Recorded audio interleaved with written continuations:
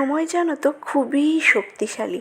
আজ তোমার যে সময়টা আছে কিছুক্ষণ পরে সেই সময়টা নাও থাকতে পারে। আবার আরও একটা সত্যি কথা, এই যে সময় ঘড়ির কাঁটা, এটা কিন্তু কাউকে পরোয়া করে না, কারোর জন্যই থেমে থাকে না। হ্যালো এভরিওয়ান, আমি অতসী, আমি নিয়ে চলে আসলাম আবারও একটা ব্লগ। তো সবাই কেমন আছো? আশা করি তোমরা অনেক ভালো আছো, আর আমিও খুব ভালোই আছি। এখানে দেখো, সকালবেলা একদম 6টা বেজে গিয়েছে আর আমি উঠে গিয়েছি। সবার প্রথম কাজ হচ্ছে বিছানা তোলা। যেহেতু আমি আর মা একসাথে শুয়েছিলাম, সেই জন্য ওই ঘরের বিছানাটা আগে তুলে নিয়েছি। আর এই ঘরে বাবা এখনও ঘুমাচ্ছে। কালকে সারাটা রাত ধরে বৃষ্টি হয়েছে, আর দেখো এখনও বৃষ্টি হয়ে যাচ্ছে। বাইরের অবস্থাটা দেখো, মানে এক রাতের বৃষ্টিতেই পুরো রাস্তাঘাট পুরো জলে জলাকার, একদম শুকিয়ে গিয়েছিল। মানে বেশ ভালোই একটা পরিস্থিতি চলে এসেছিলো, হাঁটা যাচ্ছিল। আর এখন এই জলে আবার নামতে গেলেই তোমার 10বার ভাবতে হবে যে যাবো নাকি যাবো না। তো দেখো, ঘরে বিছানা তোলা হয়ে গিয়েছে। এখন ভাবছি বাসি থালা বাসনগুলো মেজে নিই, তারপরে হচ্ছে ঝাড়টা দিয়ে দেবো। কেননা বাসি থালা বাসন ফেলে রেখে তো কাজ করা যাবে না। আর এই যে থালা বাসন মাজবো, কলের ওখানে যাওয়াই যাচ্ছে না, এত বৃষ্টি পড়ছে। আর সকালবেলা ঘুম থেকে উঠেই যদি আমি ভিজে যাই বা ভিজতে বসি, তাহলে কাজ করতে করতে এখনও অনেক কাজই বাকি, যেগুলো করা হয়নি এখনও, সবে তো উঠলাম। তো সেই কাজগুলো করতে করতে জল বসে গেলে না, আমার আবার অ্যালার্জির প্রবলেম আছে, মাইগ্রেন আছে, সুতরাং মাথা টাথা যন্ত্রণায় আর যে কী একটা হবে তার কোনো ঠিক নেই। তো সেই জন্য সবার প্রথমে ভেবে নিয়েছি যে 2 বালতি জল তুলে নিই। জল তুলে নিয়ে একেবারে বসে বসে এখানে মেজে নেব। 1 বালতি জল দিয়ে ভালো করে ধুয়ে ডলে নেব, আর 1 বালতি জল দিয়ে ধুয়ে নেব, তাহলেই হয়ে যাবে। তো দেখো, তোমাদের সাথে কথা বলতে বলতে আমি সব থালা বাসনগুলো বেশ ভালো করে মেজে নিয়েছি। আর মাজতে বসেছি এমন সময় দেখি সাবান ফুরিয়ে গিয়েছে। আমাদের মানে মাসে সাবান 4টে করে রেখে দেয়, মানে এক এক সপ্তাহ জলে টলে গলে যায়, তো সেই জন্য। তো সাবান ফুরিয়ে গিয়েছে, মা দিচ্ছিল, আমি বললাম থাক আর দিতে হবে না, আমি হচ্ছে সার্ফ ছিল, সার্ফ দিয়েই আজকে মেজে নিয়েছি। বেশ ভালো করে ডলে ধুয়ে নিয়েছি, ধুয়ে থালা বাসনগুলো রেখে দিয়েছি। আর থালা বাসন মাজার সময় না, আমি বরাবরই বিয়ের আগেও পিঁড়ি ব্যবহার করি। মানে আমি না ওই ভালোভাবে না বসলে আমি কোনো কাজই ঠিকঠাক মতো করতে পারি না, সেই জন্য। আর তোমরা যারা আমার ভিডিও দেখো তারা হয়তো জানবে, আমি আগের ভিডিওতে তোমাদের সাথে শেয়ার করেছি যে আমি সব কাজই করব, নিখুঁতভাবে করব। ইনফ্যাক্ট আমি যে কাজে হাত দেবো সে কাজে আর কারোর তাকাতে হবে না, এরকম একটা ব্যাপার। তো এরকম এই কাজগুলো কিন্তু আমার সময় লাগবে, এই হচ্ছে কথা। এখানে দেখো, বাইরে আমি ঝাড় দিয়ে দিয়েছি, ঝাড় দিয়ে তারপরে এই ঘরটা ঝাড় দিয়েছি, দিয়ে ভালো করে মুছে নিচ্ছি। মানে প্রথমে ঠাকুরের ওখানে মুছে নেব, নিয়ে ভালো করে ন্যাতাটা ধুয়ে আবার মুছতে হবে। আর আমাদের প্রতিটা ঘরের জন্য তো জানো, মানে ওই লাঠি, এখন তো সবাই লাঠি দিয়ে মোছে, লাঠি আলাদা থাকে। 2টো ঘরের জন্য 2টো লাঠি আছে, ব্যাস। দুটোই একসাথে কেনা বলে দুটোরই সেমই কন্ডিশন, মুছতে মুছতে একই রকম হয়ে গিয়েছে। তারপরে দেখো, এই ঘরগুলো মানে যেহেতু এই ঘরগুলোতে হচ্ছে তোমার টাইলস বসানো নেই বা শুধু ঢালাই করা আছে, মেঝে এখনও করা নেই, সুতরাং এইগুলো একদম জল করে আর আমি ঝাঁটা দিয়ে ভালো করে মুছে নিয়েছি। মানে দেখলে একদম বেশ নিট অ্যান্ড ক্লিন মনে হবে। এবার বাবাকে ডাক দিয়েছি যে বাবা ওঠো, অনেক বেলা হয়ে গিয়েছে। আমার এই কটা কাজ করতে না করতেই ঘড়ির দিকে তাকিয়ে দেখি 7টা বেজে গিয়েছে, 1 ঘন্টা হয়ে গিয়েছে। কীভাবে যে কেটে গেল 1 ঘন্টা তা বুঝতেই পারলাম না। যাই হোক, আমার ঘরে বাবা উঠে গিয়েছে আর আমি বিছানাটা তুলে ভালো করে ঘর ঝাড় দিয়ে ঘরটা মুছে নেব। তারপরে 7টা 10-15 দিকে মাকে চা করে দেবো, মার মেডিসিন আছে। আর বাবা একটু জলটা তুলে দিচ্ছে, বাবাকে বলেছিলাম। আর বাবা বাড়ি থাকলে আর বলতে হয় না। আজকে একটু বললাম যে বাবা আমার জলটা তুলে দাও একটু বাথরুমে। আমি হচ্ছে মায়ের কি শাড়ি আছে, তো সেইগুলো কাচবো, প্লাস আমারও নাইটি আছে, কেচে দেবো।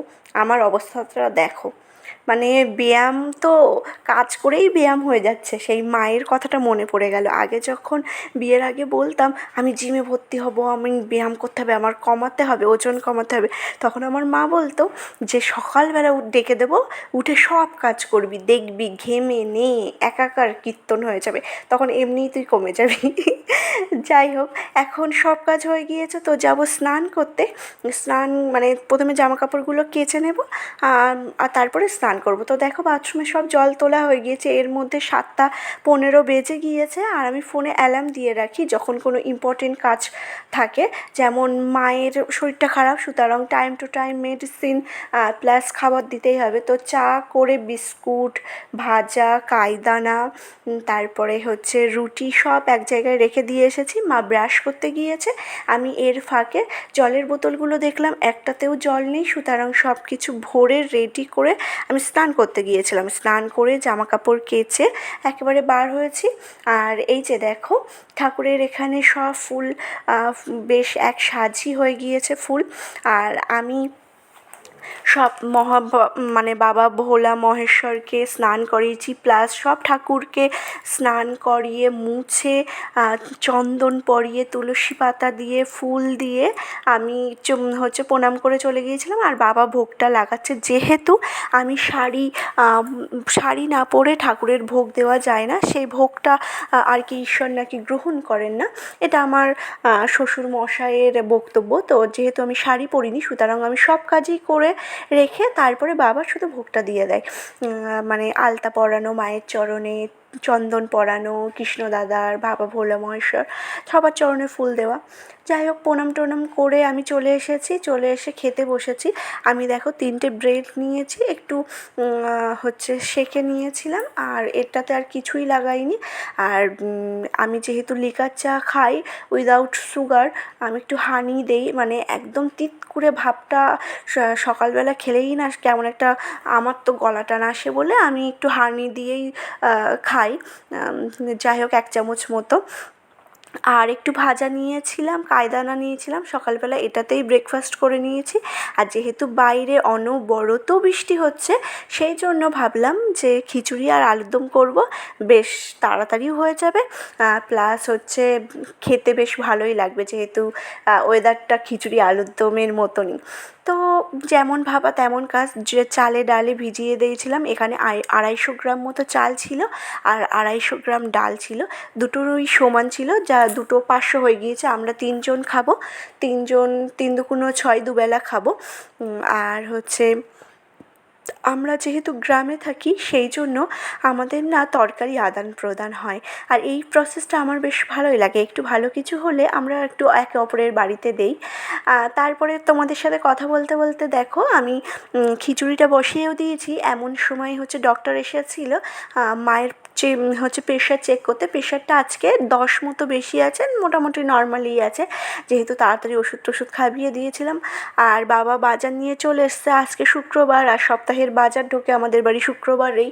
তো দেখো, আলু, পেঁয়াজ, আদা, রসুন, লঙ্কা, কিছু সবজিও ছিল, কুমড়ো, পেঁপে, ঝিঙে, ডাঁটা, বাঁধাকপি, ওল, এই সমস্তই ছিল, টমেটো। আর তোমাদের সাথে কথা বলতে বলতে দেখো আমার খিচুড়ি অলমোস্ট ডান, আলুর দমও হয়ে গিয়েছে। সত্যি খেতে অসম্ভব অসম্ভব সুন্দর হয়েছিল। আমি কিন্তু কোনো আদা, মানে যেহেতু আজকে নিরামিষ, তো আদা টাদা দেওয়ার একটা ব্যাপার ছিল, আদা ছিল না বলে, আর বাজার তখন আসেনি, বাজার আসার আগেই আমার রান্নাটা হয়ে গিয়েছে। এখানে 1টা বেজে গিয়েছে, রান্না অনেক আগে হয়ে গিয়েছিল, 12টার মধ্যে। তো খেতে বসে পড়েছি যেহেতু তাড়াতাড়ি হয়ে গিয়েছে। আর আমার বাড়ির পিছনের অবস্থাটা দেখো, মানে এটা জেঠিমণিদের বাড়ি, পুরো জলের জলাকার। সকালবেলা থেকে আমি এই সাইডে আসিনি বলে আর ভিডিও করা হয়নি। এখন দাদাভাই ডাকলো, ও দাদাভাই হচ্ছে রথের বাজার থেকে জিলিপি নিয়ে এসেছে, আমাদেরকে দিয়েছে। গরম গরম জিলিপি খেতে উফ মারাত্মক লাগছিল। খেয়ে দিয়ে ঘুমিয়ে পড়েছিলাম, ঘুম থেকে উঠতে না উঠতেই দেখো রথ চলে এসেছে। আর আমাদের এইখানে হচ্ছে এরকম বাচ্চারা না প্রচুর রথ নিয়ে বার হয়। সোজা রথে তোমরা নিশ্চয়ই ভিডিও দেখেছো, আর উল্টো রথেও এসেছে। অনেক বাচ্চা আসে, বেশ সুন্দর লাগে এই মুহূর্তগুলো, যেটা মামার বাড়িতে আমি খুব কমই দেখেছি। আমার স্টুডেন্টরা নিয়ে আসতো, তাও সে খুব কমই। আর এখানে ঝড় হোক বৃষ্টি হোক সব বাচ্চারা বেশ আনন্দ সহকারে নিয়ে আসে সবার বাড়িতে, আর বেশ মজা করে ওরা। তো দেখো আমি রথের দড়ি ধরে টানলাম, প্রণাম করলাম, তারপরে মা হচ্ছে প্রণাম করে নিয়েছে, নিয়ে হচ্ছে রথ টানলো, টেনে নিয়ে দক্ষিণা দিয়ে দিলাম, দিয়ে হচ্ছে ওরা পিছনের বাড়িতে মানে জেঠিমনির বাড়িতে যাবে। এই যে মা টেনে নিয়েছে। আর তারপরে সেকেন্ড রথটা দেখো, সেকেন্ড রথটাও কিন্তু খুব সুন্দর। আর হচ্ছে এটা অনেক 23 বছর পর্যন্ত মানে হয়ে গিয়েছে এই রথটার বয়স, এই ছোট্ট রথটা। এটাই রিপেয়ারিং করে আর কি এখনও চলছে। তো বেশ একটা ভালো একটা জিনিস লাগলো যে অনেক পুরানো একটা জিনিস এখনও খুব সুন্দরভাবে আছে, সেটাই। আর এটা হচ্ছে তৃতীয় নাম্বার মানে 3 নাম্বার রথ এসেছিল। পুরো বিকেল জুড়ে রথ আর রথ এসেছে, যেটা মনটা একদম ভালো হয়ে গিয়েছে আজকে রথের দিনে। তোমাদের সবাইকে শুভ রথযাত্রার অনেক অনেক শুভেচ্ছা অভিনন্দন রইল আমার তরফ থেকে। সবাই ভালো থেকো, সুস্থ থেকো, সুস্থ থেকেই ঘোরাফেরা করো, যেহেতু বর্ষা বাদলের দিন। আর হচ্ছে ভবিষ্যৎটা আমরা তো আর কেউ আগে থেকে বলতে পারবো না। যাই হোক, ঘর ঝাড় দিয়ে ঘর মোছা হয়ে গিয়েছে। বাবাও হচ্ছে এই ঘরটা মুছে নিয়েছে, আমি ওই ঘরটা মুছে নিয়েছি। নিয়ে বাবা বাজারে গিয়েছিল, কেননা রাতের বেলা আর যাওয়া হবে না জলের মধ্যে, সেই জন্য। তো রথে স্পেশাল হচ্ছে কী বলে পাঁপড় ভাজা আর জিলাপি নিয়ে এসেছিল। আর এটা দুদিকে ভাগ করা রয়েছে। ওই পাঁপড় ভাজাটা জেঠিমনির বাড়িতে দিয়েছিলাম, ওরা হচ্ছে জিলিপি দিয়েছিল, সেই জন্য। তারপরে আমরা দেখো সন্ধেবেলা সন্ধেবাতি দিয়ে মা চা করেছিল, চার সাথে পাঁপড় ভাজা খেতে বেশ ভালো লাগছিল। আর জিলিপিটাও কিন্তু বেশ খাস্তা ছিল, যেহেতু গরম সুতরাং একটা আলাদা রকম টেস্ট। আর আমি জিলিপি খেতে সত্যি মানে খুবই ভালোবাসি। গরম জিলিপি খেতে আমার জন্য একটা আলাদা ইমোশন কাজ করে। আর তার কিছুক্ষণ পরেই মা এসেছিল। তোমরা সবাই যারা আমার ভিডিও কম বেশি দেখো তারা হয়তো জানো যে এটা আমার ধরম মা। তো মা এসে আমরা অনেকক্ষণ সবাই মিলে গল্প করেছি। আমি যা রান্না করেছিলাম মাকে টেস্ট করতে দিয়েছিলাম, চা করে দিয়েছিলাম, জিলিপি দিয়েছিলাম। তো এই খাওয়া দাওয়া করে 9টা বাজে, তখন মা চলে গিয়েছিলো, আর আমিও এই ঘরে চলে এসেছিলাম ভিডিওটা এডিট করার জন্য। তো আজকের মতো তাহলে ভিডিও এই পর্যন্ত। সবাই ভালো থেকো, সুস্থ থেকো, দেখা হচ্ছে একটা নেক্সট ভিডিওতে। টাটা সবাইকে।